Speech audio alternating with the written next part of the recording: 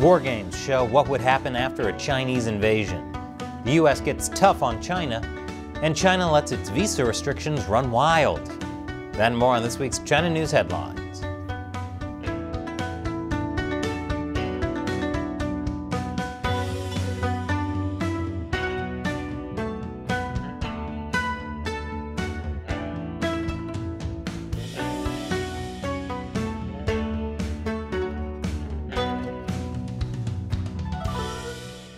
Welcome to China Uncensored. I'm Chris Chappell.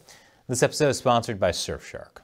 Whenever you go online, especially to look into controversial topics, you should be using a VPN, like Surfshark, to protect your identity. So, what's going to happen when the Chinese Communist Party tries to invade Taiwan? Well, a lot of explosions. And an insane workload for this channel. I knew this day was coming. But, who would win? Recently, a non-profit think tank in Washington tried to find out.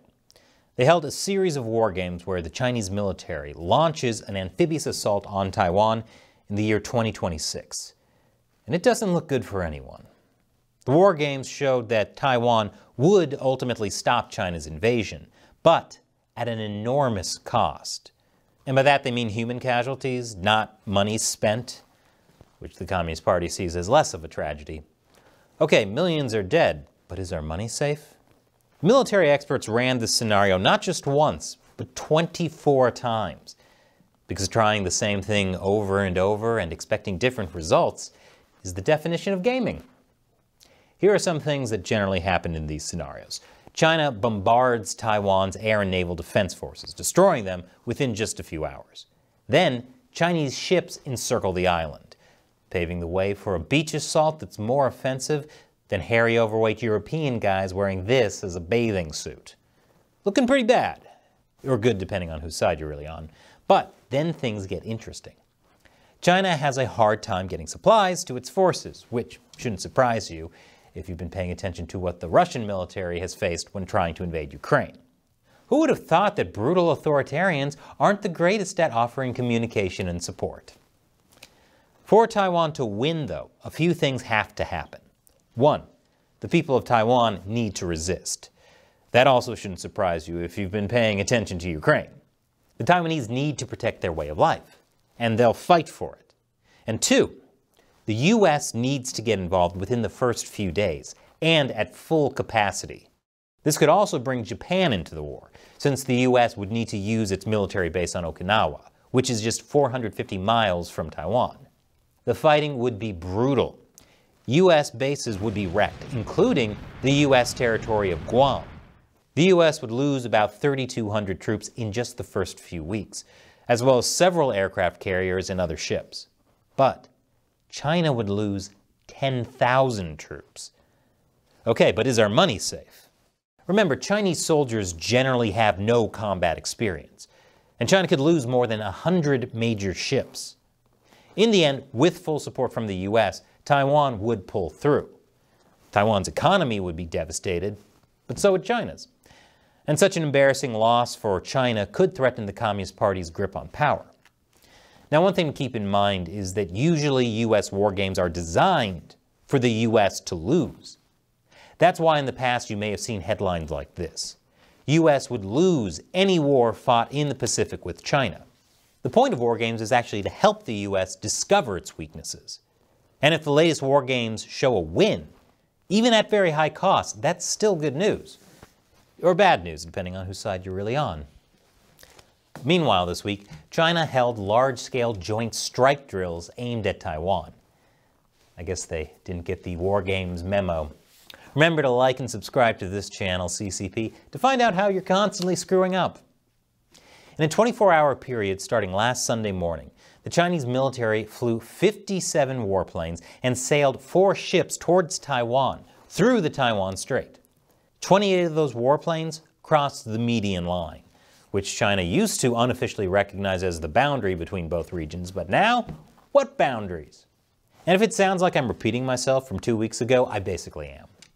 At the end of December, also in a 24-hour period, China sent 71 warplanes and 7 ships toward Taiwan. This is to say, while U.S. think tanks are playing war games at an office building in Washington, the Chinese military is playing its own war games directly in the Taiwan Strait. They're aiming to win. Coming up after the break, the new U.S. Congress is ready to stand up to China. I think. Welcome back. My favorite Chinese state-run media, the Global Times, has long criticized U.S. politics for being messy and chaotic, or saying America's electoral system is rotting and chaotic. And just a few days ago, they mocked Congress for repeatedly failing to elect a Speaker of the House, saying it refreshes people's understanding of the U.S.'s morbid politics. And also chaos. They're essentially saying, we're not in shambles, they are. Look over there, look at these shiny keys. Don't pay attention to our own politics. Well, bad news, Global Times. There's one thing that's bringing U.S. Republicans and Democrats together at last, and that's you.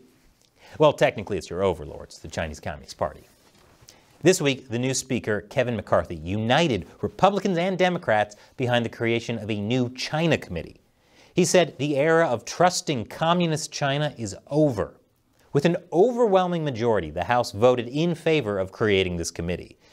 That's because there are a lot of China issues that cross the U.S. political spectrum, like the stealing of U.S. technology, pollution, bringing back U.S. jobs, and of course, making sure Taiwan doesn't become the next Ukraine.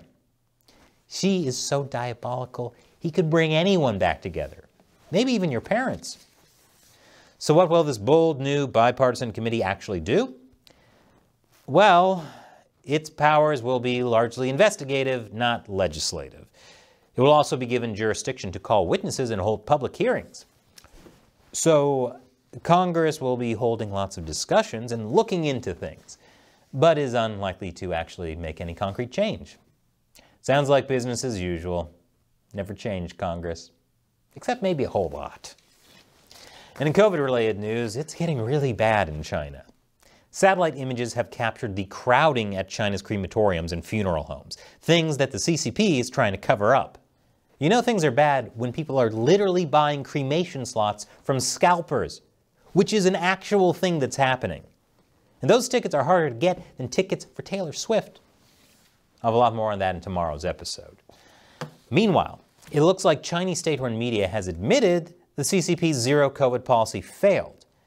It was part of a timeline published by the official Xinhua news agency to explain the shift in China's COVID policy, which of course was totally reasonable and appropriate because the Chinese Communist Party said so. But even that official timeline admitted that cases were soaring in October, even under zero COVID. This is saying zero COVID was failing without saying it. Xinhua even admitted that zero COVID was getting more difficult to maintain. So they portrayed this as the perfect time for the CCP to step in and loosen restrictions. Again, admitting zero COVID was failing.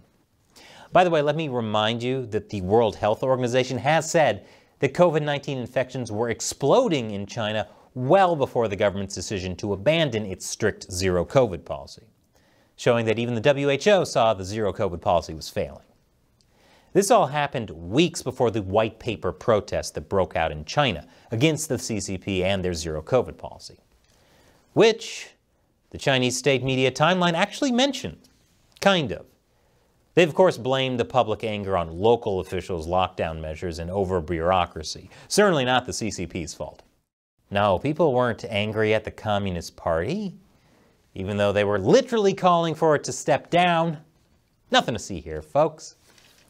Speaking of the protests that happened across the country, police have started formally arresting protesters, including protesters who were previously questioned and let go. NPR was able to confirm at least 8 arrests, many of them young women. These arrests are happening as nationalist bloggers and even Chinese officials started blaming foreign countries for the protests. A friend of some of the women arrested says security forces seem to be blaming feminists influenced by Western ideas for organizing the protest. Yes, because not wanting to be locked in your home to starve or die in a fire is clearly a bad Western idea. Only feminists would fall for that one. With the end of zero COVID and Chinese New Year coming up, Chinese tourists are traveling abroad again. But other countries are putting restrictions on them, drawing outrage from the CCP. For instance, Japan. Japan is now requiring a negative COVID test for all visitors coming in from China, which, surprise, has angered the CCP. The CCP is calling these restrictions unfair and discriminatory. Even though the restrictions are not targeted at Chinese nationals, they're targeted at anyone traveling from China to Japan, regardless of their nationality. And of course, Japan merely requires a negative COVID test. Japan isn't blocking anyone's visa for political reasons. In response, China has blocked visas for all Japanese nationals, regardless of health status. Meanwhile, South Korea is also requiring a negative COVID test for all visitors coming in from China. And, as you might guess, it angered the CCP, yada, yada, yada. South Korean officials defended their policy with some eye-opening COVID statistics. Those include how up to 80% of imported confirmed cases in South Korea are coming from China. That's absurd. South Korea must be lying about its COVID statistics, unlike China. In retaliation, China has suspended all visas for South Korean nationals. At least one thing you can rely on: whatever the CCP accuses other countries of doing, that's actually what the CCP is doing, and much worse. And this episode is sponsored by Surfshark. When you go online, everything you do is being tracked and logged by the websites you visit and your internet service provider, and in many cases by your government. And if you're in a country that censors social media, like Twitter, you'll need a VPN like Surfshark. But no matter where you live or what you do online, you should always be keeping your internet activity private with a VPN. And Surfshark now has servers in over 100 countries, more than any other VPN. So that makes your connection faster and more reliable. Plus, Surfshark has top-of-the-line encryption and a no-logs policy, meaning they don't collect your browsing data. So check out Surfshark. With just one Surfshark account, you can connect as many devices as you want. So try it out now. Surfshark has a special deal that includes 83% off a 2-year plan plus 3 extra months for free. You can protect yourself for just $2.21 a month. So go to surfshark.com/uncensored and use the code uncensored to secure this deal. The link is in the description below. Once again, I'm Chris Chappell. Thanks for watching China Uncensored.